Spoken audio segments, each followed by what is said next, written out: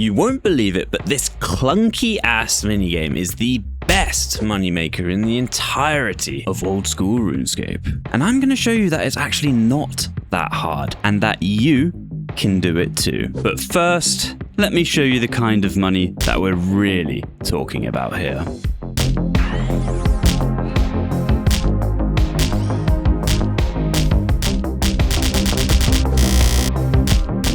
I forgot to mention, that's how much we make every single hour. Yes, that is right. Ladies and gentlemen, and anything in between, we are making upwards of 40 million gold coins every single hour. Real quick, let's just put that into perspective. That is the same as one whole Nox Halley, or 2 Bandos chest plates, or 40 Abyssal whips every single hour. Like, guys, come on, lock the fuck in. I don't think you realize how crazy this money is. In order for us to make this kind of money, there's a few things that we have to understand first. Boosts, or leeches as we like to call them in the BA community, where another player wants a fighter torso, level 5s, or a queen kill. It could be for their achievement diaries, or it could be for the pet grind, without having to do it themselves in 306. Because we all know the pain of getting that fighter torso or the level 5s in 306 in random teams, with randoms. For in-game gold, we form a team and we carry that player on our backs the entire way through until they have that item or their level 5s. And it is 100% compliant with Jagex's terms of service, which is why these clans have been doing it since the beginning of time. I will link all their discords down below in the description, and you ask for a trial and you will pass or you will fail. You can trial as many times as you'd like. Don't get me wrong, it won't be easy, but with enough practice, anyone can do this. We're gonna start with Collector, and this is as easy as it gets. You pick up as many eggs as you can, as this maximizes the points that we will get. This is a mega chill role. If you're looking to take a back seat, watch something on the side, make 40 mil an hour, this is the one for you. On wave 1 and 2, you will sip some divines, get your HP low, and the healer will come and heal you, and we will get more points at the end. There's a huge amount of skill expression in BA. It's probably one of the hardest pieces of content in the entire game at the top level, and there's actually lots of cool tech that you can do once you're a little bit better.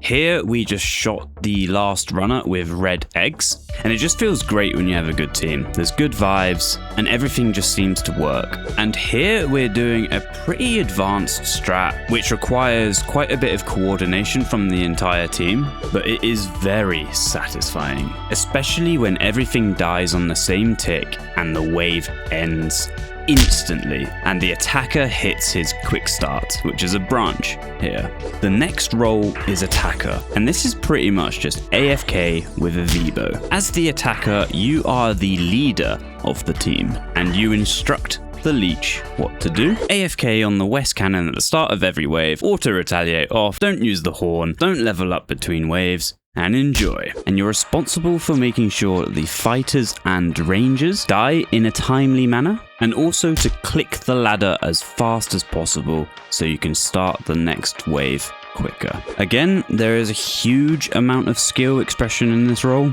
mainly to do with the quick starting, and you can do a branch quick start as well. You feel a pretty insane amount of dopamine from hitting one of these, but it doesn't always go to plan, and you need to make sure that you click the correct ladder, and not the ladder from the wave before. With the use of skill capes, you can extend the cool so the healer can use the same type of food. And if everything goes to plan, the wave will end instantly and you can do your quick start. When there's a good healer on the team, wave 6 will end at 60 seconds automatically, which is another feel good wave. Wave 5 is a nice one. If you kill the fighters and rangers quick enough, you can force the wave to end at 45 seconds as long as the healer is good enough and has hit the 45-second healer death as well. And sometimes even with the branch, you won't always make it to the ladder. It just depends where you spawn. On wave 2 and 3, you can force the last runner death, so the wave ends instantly as well. For the queen, you can force the yellow egg to spawn faster, and you actually get the most points for attacker. So if you're going for pet, then you definitely do want to do attacker.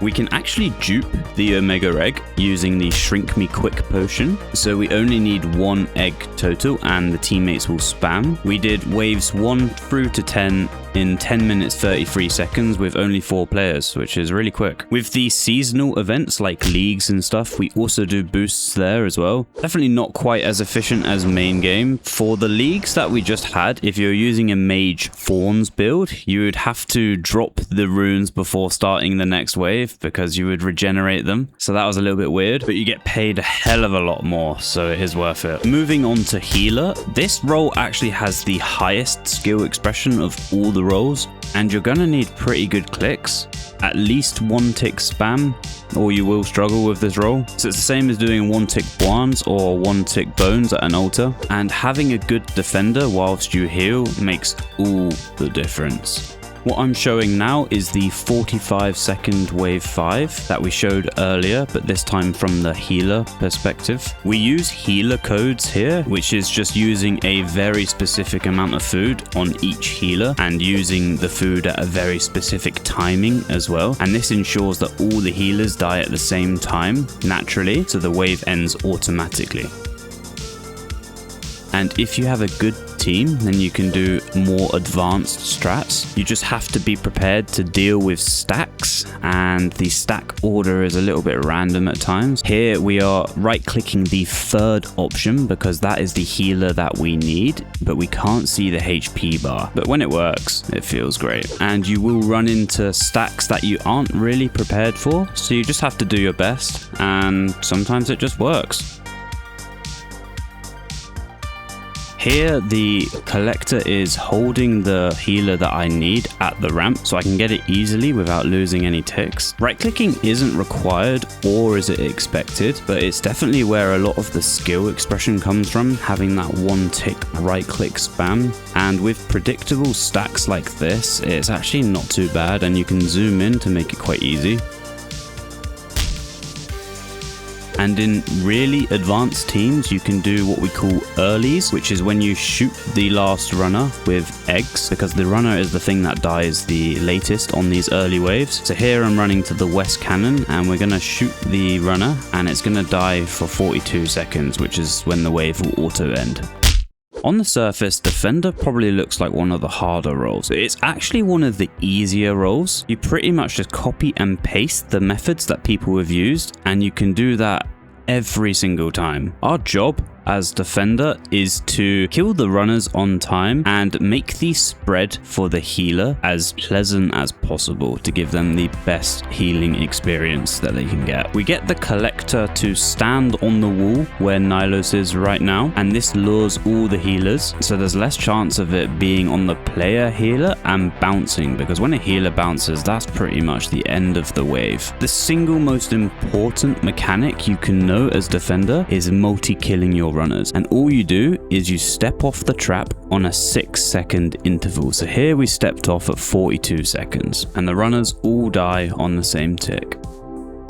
Here is another variation of running up the middle first, and I highly recommend that you learn this. We call it Midwest Defender, and you grab the log before even going to the trap. But what it does is it solves the perms of the runners. So you can just do this the same way every single time, and the runners will always be good. And for a nice little flex, you can block this 18-second healer. And if the healer moves, the player healer can only use food every 2 ticks instead of 1 tick. The other really important part about Defender is that you are responsible for luring the healers correctly. So here on wave 8, we're going to lure the healers onto the horn because it allows us to split the healers really nicely, and he can just keep spamming the food every tick without losing any ticks because he doesn't have to move. You can right click your horn just before the wave ends and it will hold the menu open. So now when the wave starts, parts you can cool really quick for the healer. Now, this isn't really a guide. There are guides in the Discords that I have linked.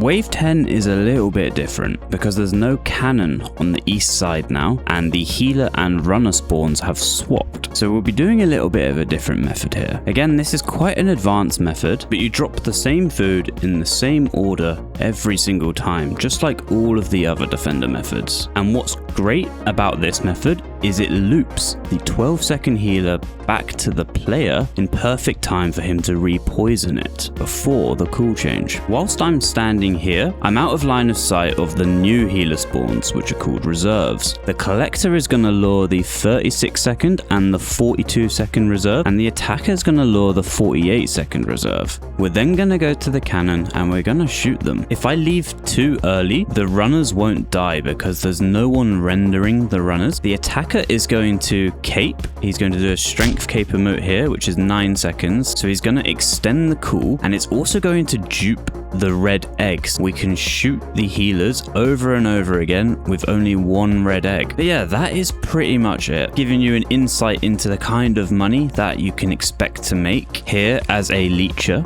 and some of the gameplay that we're capable of and that you will be capable of too with a bit of practice, and just showing a little bit behind the scenes of what it's actually like. And not everything always goes to plan, but overall it's just really fun. It's actually my favorite content in the entire game. I have around 17,000 gambles across all accounts. I've spent a lot of time here. It's really good vibes and there's a lot to learn, and your skill level as a player will rise massively if you give this a chance. We're actually going to be streaming on Twitch, Kick and YouTube starting on the 21st of June at 4 PM UK time, and I'm going to be playing my Iron Man, and we'll probably do a little bit of BA as well in between. We might be good at BA, but we still have a lot to learn outside of BA. So if you want to come check that out, that'd be great. And if you want to know a little bit more about me, I just posted this video a few days ago. Go check that out. Peace.